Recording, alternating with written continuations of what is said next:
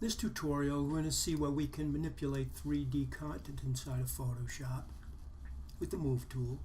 And we can also create our own can label in this particular instance.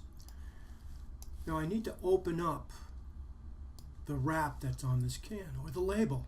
And to do so, I'm going to go to the layer window. I'm going to go down where it says New Can Skin F15. And if I double click on the word itself, it opens up the layout that surrounds the can. Now in this can, I can create my own label. I'm going to go to the layer window and I'm going to add a new layer. And I'm going to make the label a blue. I'll hit M on the keyboard to get my rectangle marquee. I'm going to select roughly the area where the red is and a little bit beyond. Now I'm going to fill it with the blue I'd like. I'm going to be using the gradient, so I'll hit G on the keyboard. Now it may have taken me to the paint bucket tool, but if I left mouse click on the tool on the toolbar, I see the first choice I have is gradient. And when I click on it, in the upper left hand corner, right below the word Photoshop, we see a bar that goes from black to white. If I click on that, I can create my own color through the gradient editor. I'm going to change the color on the left first. If I click on the little tab at the far left side of that narrow bar that goes through the center of the editor, I have an active color picker now. To the right of the word color, I'll click on the rectangular box and I'll pick a darker blue and I'll hit OK. I'm going to go to the right hand side of that long narrow bar, click on the lower tab, click on the box next to the word color again, and I'm going to make that a much lighter blue. And now before I even click OK on the color picker, I can see I've got this graduation from a darker blue to a lighter blue. I'll click OK, and I'll click OK again.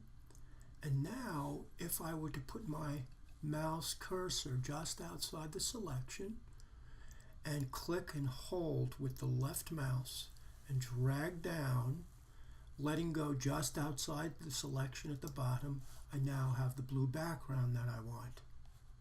I'm going to Command D to deselect. I've opened up a picture that I'd like to add to my label, tropical fruit, and I only want the fruit.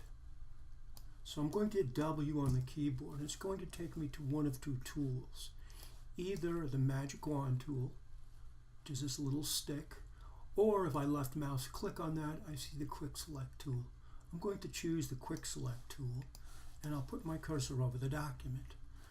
Now if I click and drag very generally in the background, I can go around the perimeter and select out the background. I'm not interested in the top of the pineapple, so that's a pretty decent selection. That will do. Now if I were to copy and paste this file, I would get the background, and that's not my intention. I want the fruit below. I'm going to go to Select, Inverse. I'm going to then go to Edit, Copy. I'll click back on the label with the can top, and I will go to Edit, Paste. I'm now going to get my Move tool, and I'm going to put the fruit down at the bottom of my file, and I'm going to flip it over so that the pineapple, it would be in the back of the can once it updates and we have our label made. So I'll do one of two things. Either I'll go to Edit, Transform, and flip horizontal, or I can hit Command T, which is the keyboard quick, and if I right click inside and hold my mouse down, I see the option, second choice in the bottom, to flip horizontal. I'll set that by clicking on the check mark on the top of the option window and saving. And now if I look at my 3D can, I should see something going on with what I've done so far. Now all I need to do is add the text for the label. I'm going to hit D on the keyboard to change my color swatches to the default black and white.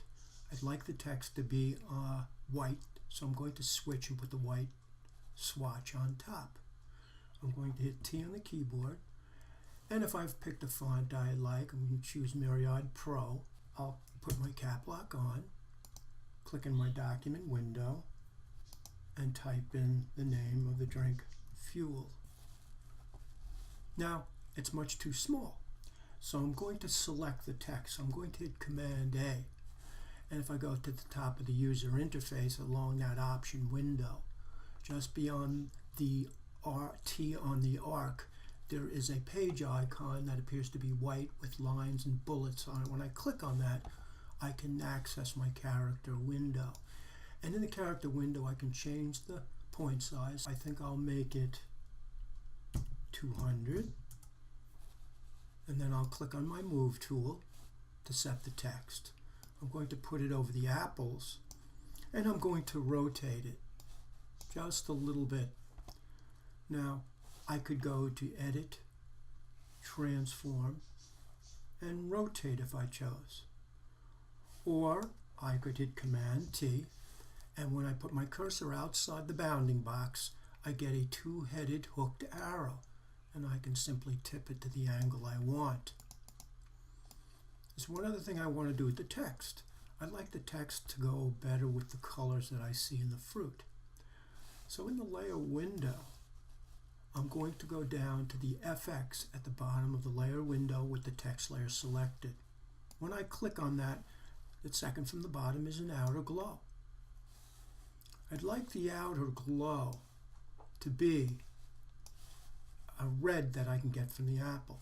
I've set the blend mode to normal. I'll make the opacity 100%, the noise 0, and I'll click on the little black box here below the word noise. This is a color picker, and when I click on it, I get the same color picker that I would have gotten from my toolbar.